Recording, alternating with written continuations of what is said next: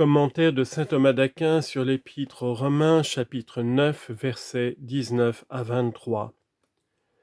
Peut-être me direz-vous après cela, de quoi se plaint-il, car qui résiste à sa volonté? Ô homme, qui es-tu pour contester avec Dieu? Le vase dit-il au potier, pourquoi m'as-tu fait ainsi? N'a-t-il pas le pouvoir, le potier, de faire de la même masse d'argile un vase d'honneur et un vase d'ignominie?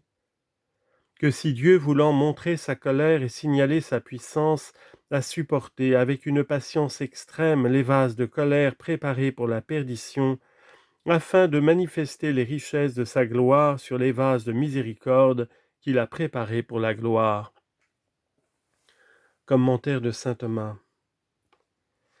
Après avoir donné la réponse à la question proposée, l'apôtre fait une objection contre la réponse même, et particulièrement contre la dernière conclusion où il est dit au verset 18 « Il a donc pitié de qui il veut, et il endurcit qui il veut ».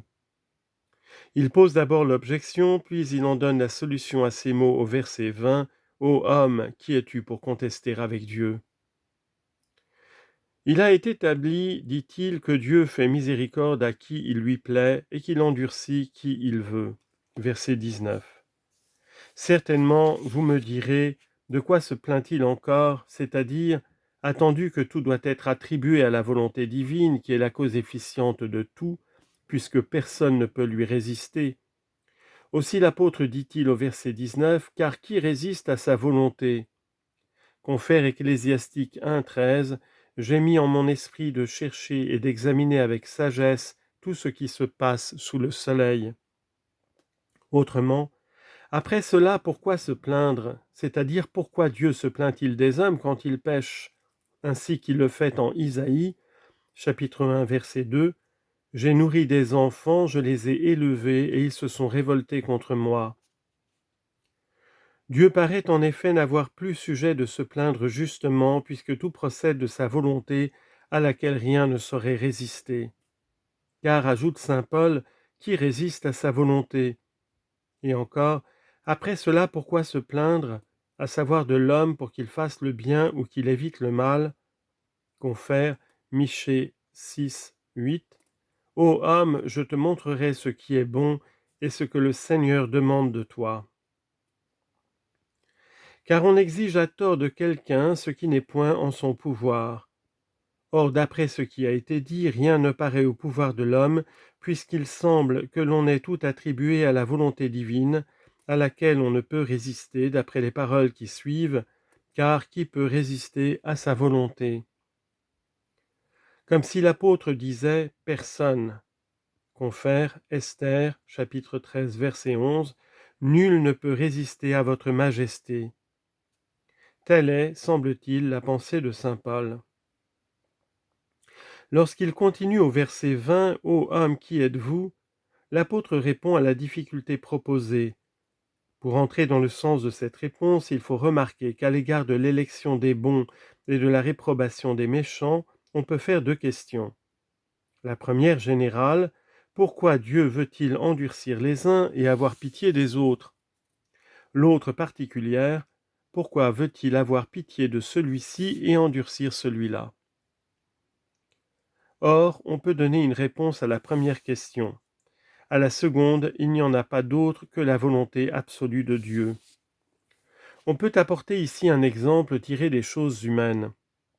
Si quelqu'un voulant bâtir avait un grand nombre de pierres semblables et parfaitement égales, rassemblées en un monceau, on pourrait assigner la raison pour laquelle il place les unes en bas, les autres en haut. C'est que, pour la perfection de l'édifice qu'il se propose d'élever, il faut des fondations, donc des pierres en bas, et un faîte, ce qui suppose des pierres en haut. Mais lorsqu'il met en bas telle pierre, il n'y a pas d'autre raison que la volonté de celui qui construit. L'apôtre répond donc d'abord à la difficulté de la seconde question, à savoir pourquoi Dieu fait miséricorde à celui-ci et endurcit celui-là, et ensuite à la première, à savoir pourquoi il fait miséricorde aux uns et endurcit les autres, à ces mots, au verset 22, que si Dieu, voulant manifester sa colère et signaler sa puissance. Sur la première de ces questions, saint Paul reprend la présomption de celui qui fait la question. Ensuite, il cite un témoignage qui en donne la solution à ces mots au verset 20, « Le vase d'argile, dit-il au potier ?» Enfin, il explique ce passage à ces autres mots, verset 21, « Le potier n'a-t-il pas le pouvoir ?» L'apôtre dit donc, « Ô âme, toi qui es si fragile et si ignorant, qui es-tu pour contester avec Dieu ? D'où tireras-tu de quoi lui répondre s'il veut entrer en discussion avec toi ?» Confère Job 9, 3. Si l'homme veut disputer avec lui, sur 1000 accusations, répondrait-il à une seule ?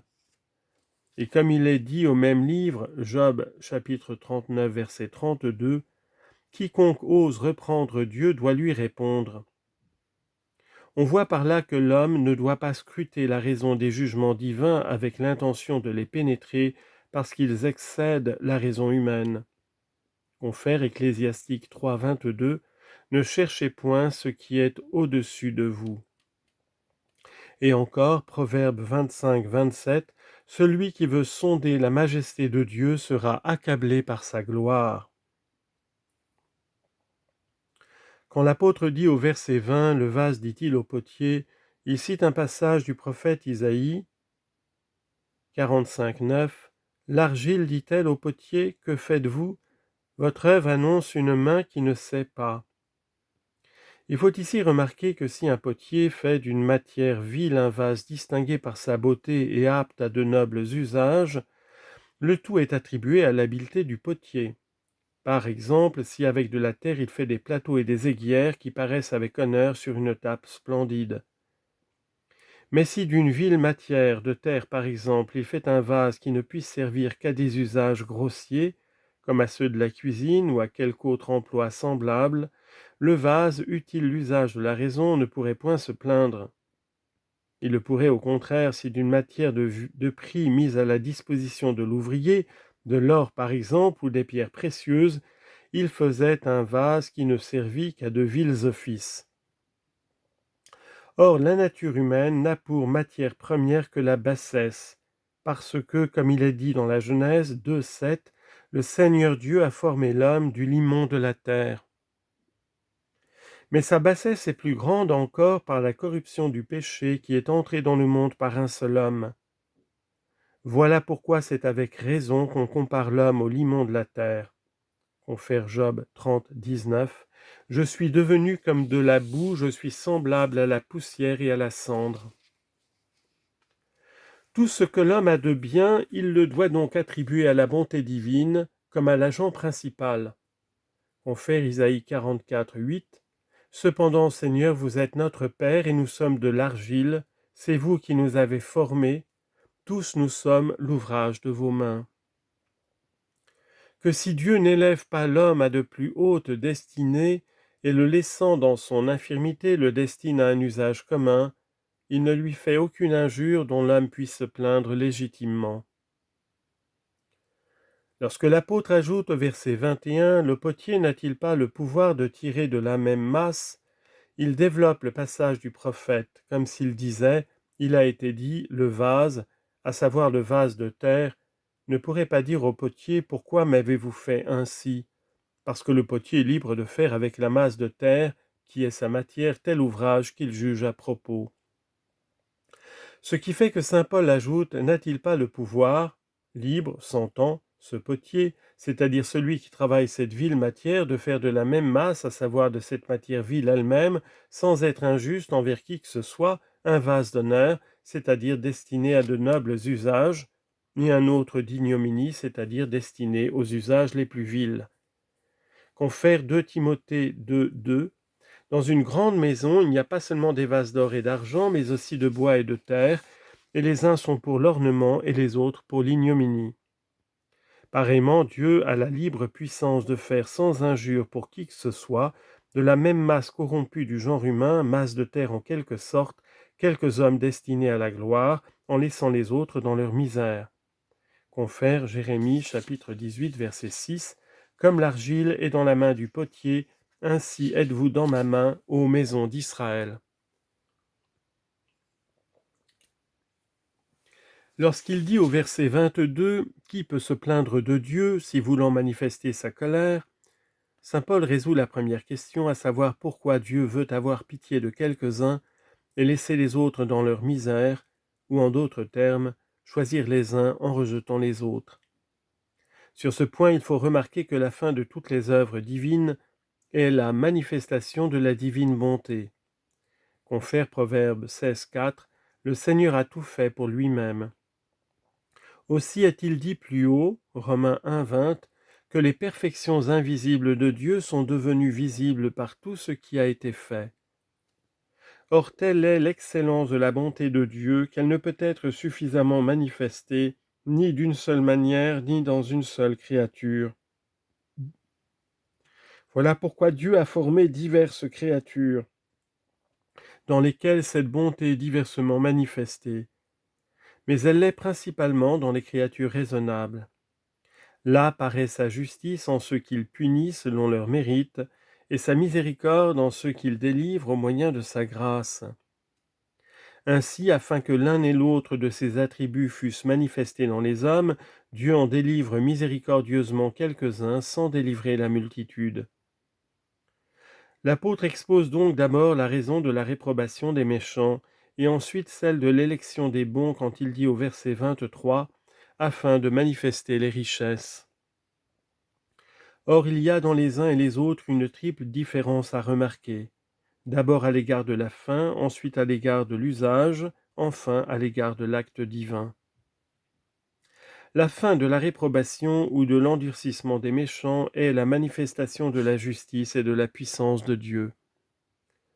L'apôtre l'indique en disant que, pour que si Dieu voulant manifester sa colère, c'est-à-dire sa justice vindicative, car on ne dit pas que la colère soit en Dieu comme le trouble de la passion, mais comme un effet de la justice qui punit. C'est ainsi qu'il est dit plus haut, Romains 1,18, dans l'Évangile même est révélée la colère de Dieu. Saint Paul ajoute et signaler sa puissance parce que Dieu ne fait pas sentir aux méchants sa colère seulement, c'est-à-dire sa vengeance en punissant ceux qu'il a soumis, mais encore sa puissance en se les assujettissant. Confère Philippiens 3,21, par cette vertu efficace qui peut lui assujettir toutes choses. Et Exode 14,30, ils virent les Égyptiens morts sur le rivage de la mer et la grande puissance que Dieu avait déployée contre eux. L'usage des méchants, celui pour lequel Dieu se sert d'eux, c'est la colère, c'est-à-dire le châtiment. Voilà pourquoi saint Paul les appelle vases de colère, c'est-à-dire des instruments de justice dont Dieu se sert pour manifester sa colère, ou justice vindicative.